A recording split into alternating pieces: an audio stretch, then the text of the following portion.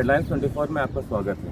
दोस्तों, आज हम मौजूद हैं देश की राजधानी दिल्ली में और आज हम बात करेंगे एक ऐसी शख्सियत की जो यहीं से उभरा और देश के पटल पर छा गया। जी हाँ, हम बात कर रहे हैं यहाँ के सीएम, यहाँ के मुख्यमंत्री अरविंद केजरीवाल।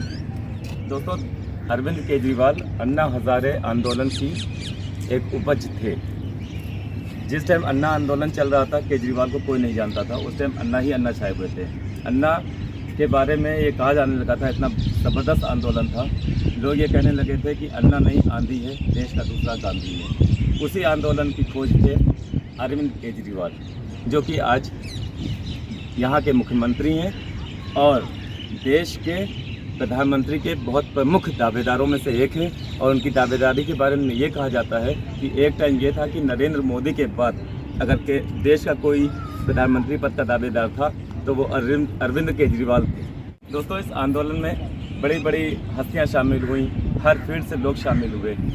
जाने माने वकील प्रशांत भूषण और बाबा रामदेव, जो कि बहुत बड़ा नाम उस टाइम हुआ करता था।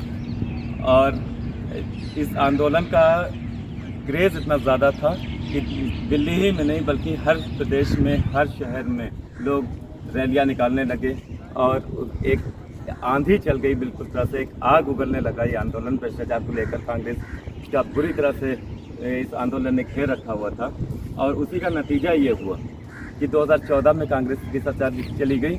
और जब यहाँ के इलेक्शन हुए 2014 में, तो यहाँ की शीला दीक्षित की, जो कि बहुत मजबूत सरकार मानी जाती थी, बहुत काम उन्होंने किया था।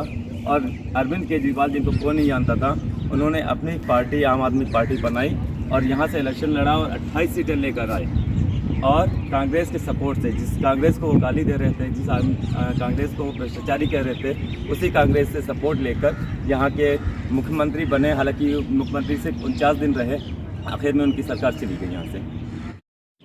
दोस्तों, केजरीवाल सरकार जाने के बाद दिल्ली में एक बार फिर से राष्ट्रपति शासन लग जाता है। लेकिन इस राष्ट्रपति शासन लग जाने के बाद केजरीवाल के हौसले में कोई कमी नहीं आई। उनको मालूम था कि हमारी पॉपुलैरिटी कितनी ज़्यादा बढ़ी हुई है।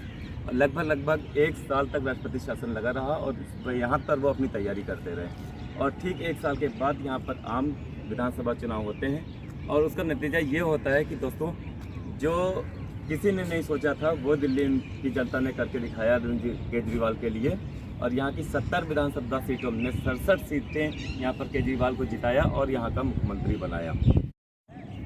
दोस्तों, कहते हैं राजनीति असमंजस का खेल है। यही अरविंद केजरीवाल, जो एक टाइम में कांग्रेस को गाली दे रहे थे, बीजेपी सरकार 2014 में आई केंद्र में और बीजेपी सरकार ने अरविंद केजरीवाल को इतना ज़्यादा तंग कर दिया कि उनको 5 साल की सरकार चलाने में हर तरह के पापड़ बेलने पड़े।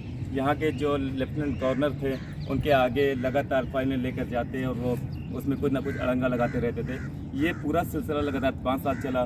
फिर 19 में केंद्र में चुनाव हुए, वहाँ पर फिर दोबारा से बीजेपी सरकार आई और यहाँ पर लगातार केजरीवाल की सरकार चलती रही। उस सरकार से टकराव इतना ज़्यादा बढ़ गया कि बीजेपी से, कि आज केजरीवाल की हालत ये हो गई कि जिस कांग्रेस को भ्रष्टाचारी कह रहे थे, हर बुराई की जड़ उसको बता रहे थे, उसी कांग्रेस ने जो आज संगठन बनाया हुआ है इंडिया, उस गठबंधन के बहुत ही मजबूत साथी हैं। और 2024 में जो होने वाला केंद्र का इलेक्शन है, उसके साथ कंधे से कंधा मिला करके पंजाब में, दिल्ली में सीटें मांग रहे हैं, उनके साथ इलेक्शन लड़ने की पूरी तैयारी कर रहे हैं। ये थे अरविंद केजरीवाल की कहानी। आगे हम फिर किसी के साथ आपके साथ जुड़ेंगे।